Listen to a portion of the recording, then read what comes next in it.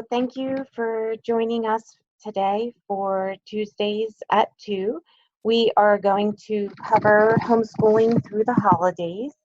I am your host, Antoinette LaGrossa, and we will be talking about activities for all ages.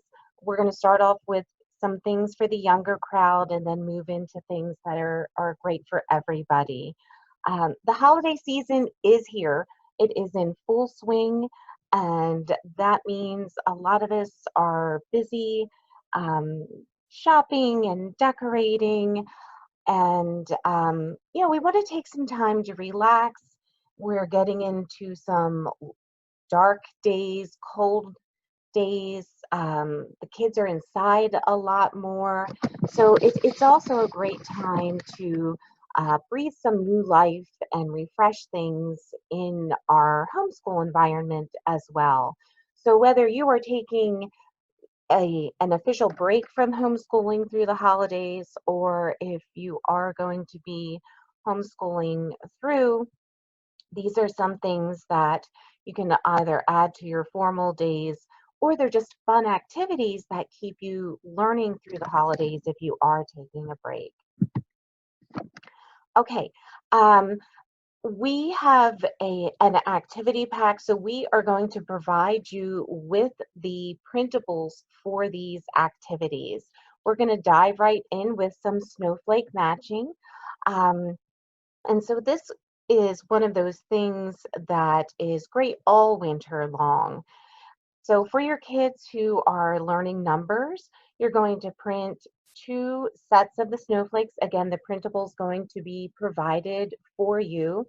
And then they're going to count the points on the snowflakes and match those up. And this is an activity that's great for kids who are just learning numbers.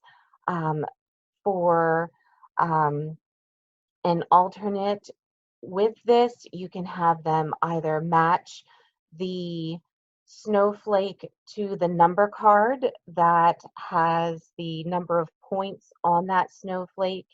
You can also create some word cards for your numbers so that in addition to matching to each other, matching to the numeral, they can also match to the number word. And that's another way that the young ones can get some practice with reading the numbers. So the snowflake matching, that's going to be a fun activity. That's something that if you are doing your homeschool classroom, homeschool environment in Montessori style, this is a great work to add to your shelf. And it's something that they'll want to pull off of there often. Next, we're going to use the wooden shapes from the ShillerLearning Math Kit 1, and we're going to do some snowflake patterning with those. We do have some printables for a handful of predetermined patterns so that young ones can match with those. And again, that printable is going to be included in that activity pack. If you don't have the physical ShillerLearning Math Kit 1, you can use the printable shapes that are in your downloads for doing this as well. Now, for the kids who are maybe early elementary, this is great for pre-K, kindergarten, maybe first, second grade. Then going into, that early elementary, transitioning to middle school age, instead of having that pre-printed snowflake that they're matching, the kids can be given the wooden geometric shapes and they can just go ahead and freeform some snowflake patterns with those. You could still use the pre-printed to give them an idea of, what that could look like. And then from there, they can just go ahead and freeform with those shapes for the snowflake patterning. It's a great way of getting familiar with the power of geometric shapes and how the combination can create new things. Going back to practicing those beginning numbers, we have some adorable, beautiful printable snowmen, and they're going to match those to the number cards. A great way of doing this is to lay the number cards for 1 through 9 out in sequence at the top of the work mat. And then once the snowmen have been printed and cut out, by the way, for all of these printables, we do recommend that you allow your child to cut those out. It's tempting to cut them out yourself and make them absolutely perfect, but all of those fine motor activities teach your child patience, perseverance, and the more they are doing the cutting for themselves, the better they're going to get at that. And if they mess it up, you can always just print another copy. All of these printables are best if printed on cardstock. That means the child is going to be able to use them over and over again. So go ahead, print the snowmen on cardstock, let your child cut them out. The numbers 1 through 9 go in sequence across the top. Then the snowmen are mixed up and placed out, and then the child can go ahead and match the number card to the appropriate snowman. And what they're counting there is how many snowballs is the snowman made out of, and that's how they're going to match that number.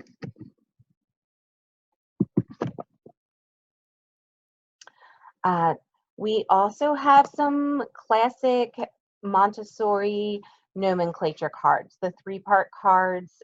These are winter themed. These are 3 of the cards that are included in the printable. There are full instructions for doing all of these activities that have the printables. And with the 3-part cards, you're going to print 2 copies. And on one of those copies, you'll cut the word away from the control, the picture. And so you've got, you end up with 2 sets. One is the control card, that top that has the picture along with the word. Then you've got the picture card and the separate label card. For the preschooler who's just being introduced to the objects, you can go ahead and introduce them to those items. It's a vocabulary building activity. For the child who is the pre-reader, you're then going to lay out the picture cards and then match the label to that picture card. You can do that in the beginning with the control card above, and that way for the child who's not yet reading, they're simply going to go across, and let's say they pull out that coat label. They're going to stop at the first one, see if that matches the second and the third. Of course, in this instance, it would match that first one. You're going to do the nomenclature cards with the 3-period lesson, introducing it, showing the child this is the coat, and then placing that with some other objects, asking your child to point to the coat, then pointing to the coat and asking your child, what is this? We do have an entire Tuesday at 2 presentation on using nomenclature cards. um, as well as the complete instructions in this printable pack. I recommend both of those. Another use for the nomenclature cards is that you can print two sets, not cut the second set, and now it's a seasonal matching game. So that's another fun thing that kids like to do with the nomenclature cards. Okay, um, practical life. We have some great ideas for seasonal practical life, and we have a presentation on setting up a Montessori style homeschool space and not breaking the budget. All of the trays and containers that you see in all of these example activities, these are all from the dollar store. You do not need to be spending tons of money on materials or the trays to hold and present those. So some seasonal items that they can do: spooning from one container to another, or using tongs to move from one section to another. This is going to develop those fine motor skills, and they can also practice their counting skills. So these are things great for those, preschoolers, kindergarten, first grade age kids. And you can do some seasonal erasers. The bells, those are a nice material for this time of year. You can get some fake snow. That's a great material for working on spooning skills. The bells are also make a nice activity for stringing those onto pipe cleaners. Some people like to add candies to their shelves to do some of those spooning or tongue activities. Um, if candy is something that you're open to leaving out for the kids, that's another thing to consider.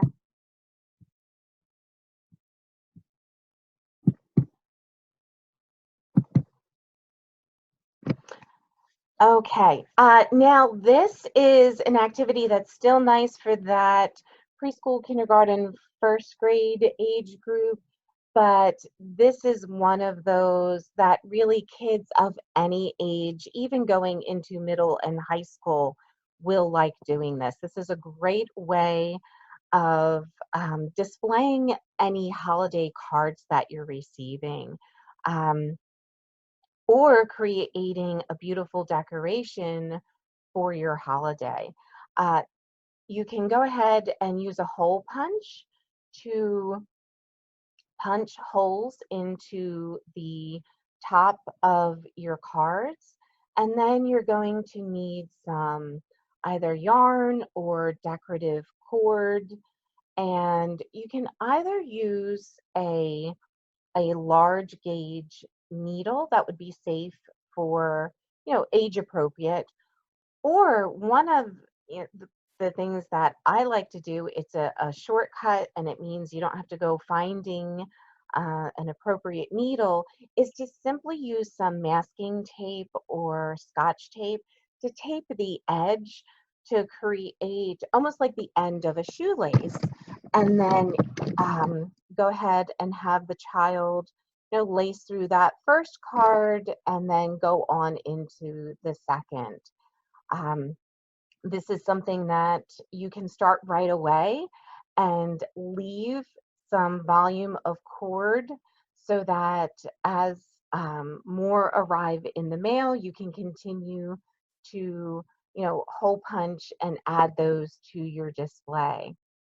And this is even something that your child can do when it's time for their birthday and they're getting cards. It's a neat way of displaying cards.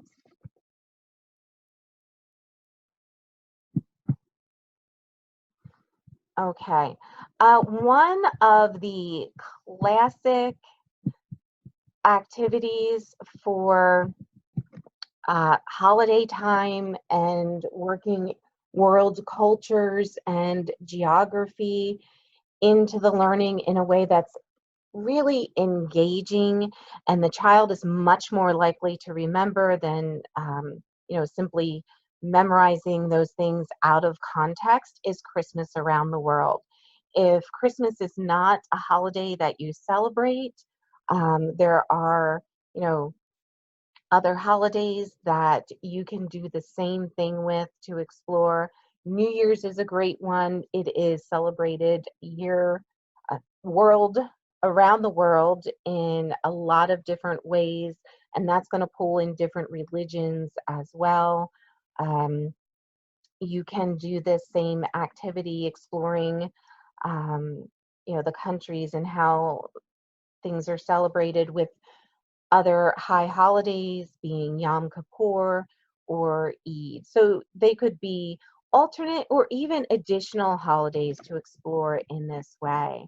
And this is something that you can start when your child is very young, that preschool, kindergarten, first grade age, and continue all the way through high school. Uh, the perfect country to start with is your own. And it's neat to, just like, looking at your town from the eyes of a a visitor, a tourist, research the customs in your own country from that perspective.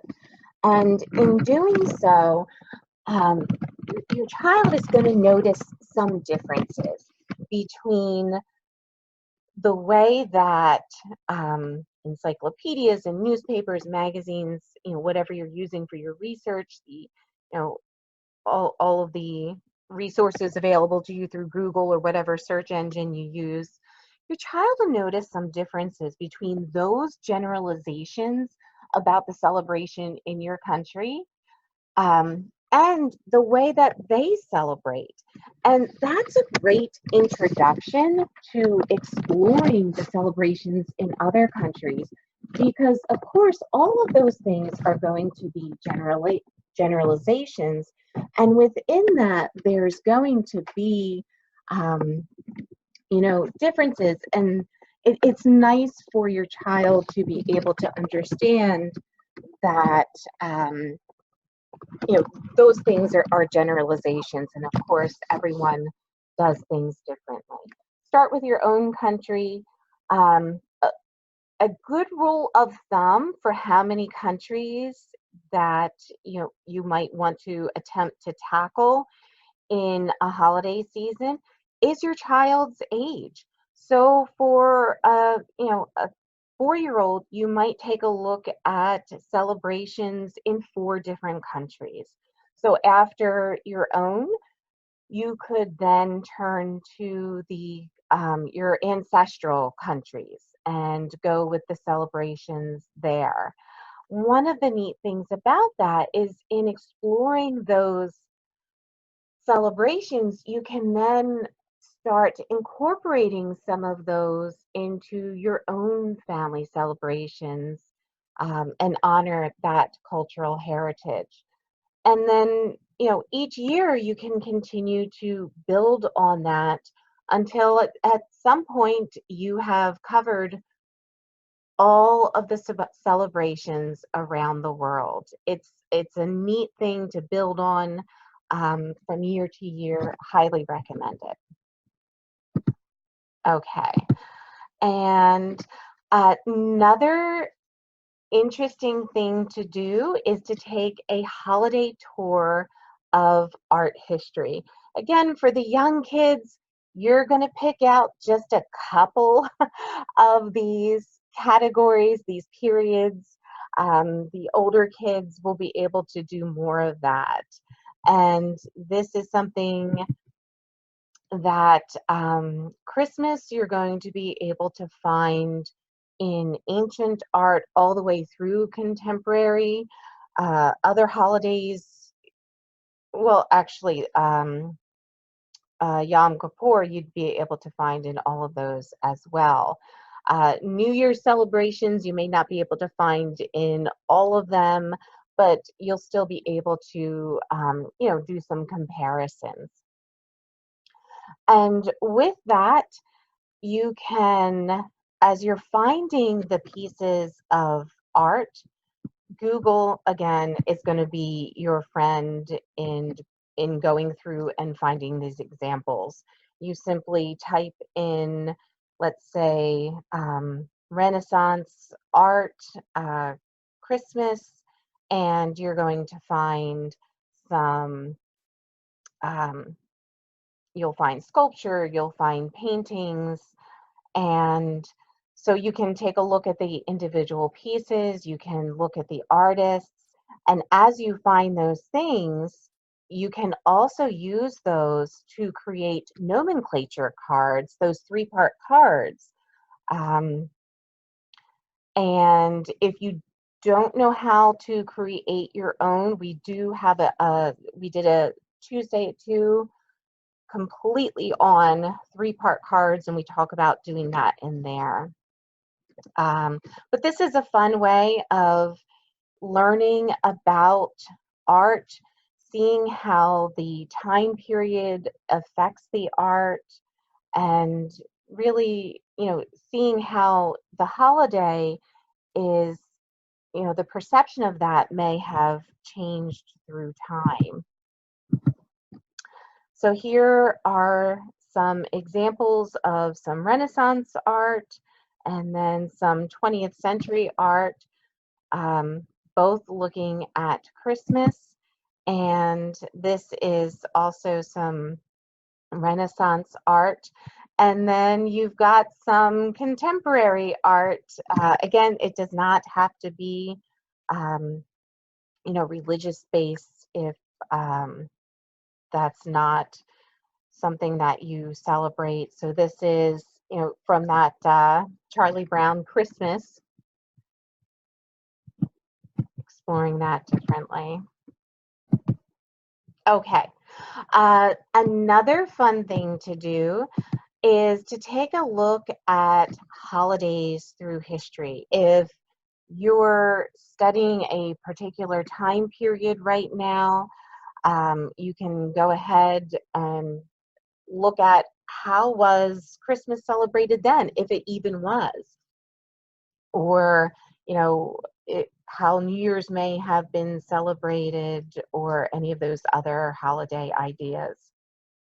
One of my favorite stories is in World War One, the Christmas truce. If you're not familiar with that, that's a great one to look up and share with the kids.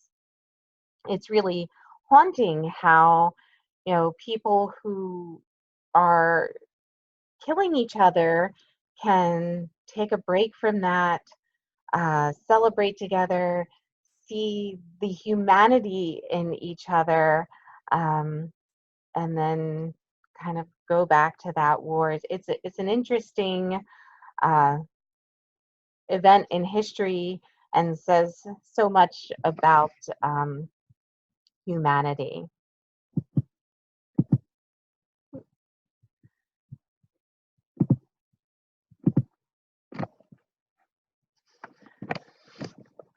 Okay, so I hope you enjoy some of those activities, and the holidays, the Christmas around the world, the um, art history tour through the holidays, as well as the holidays through history.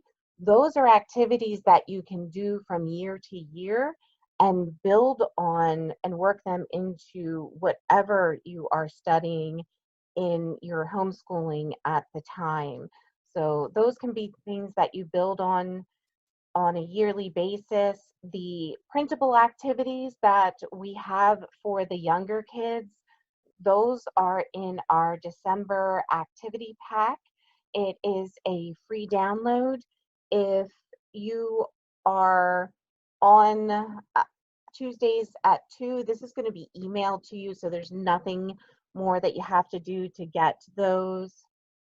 Uh, if you are watching this after the fact and are not yet signed up for Tuesdays at 2, there will be a link in the comments below on YouTube, and you can just follow that and you'll be able to sign up to get the pack. I hope you enjoyed today, and Tuesdays at 2, we'll be taking a break for the holidays. We will resume in the second week of January.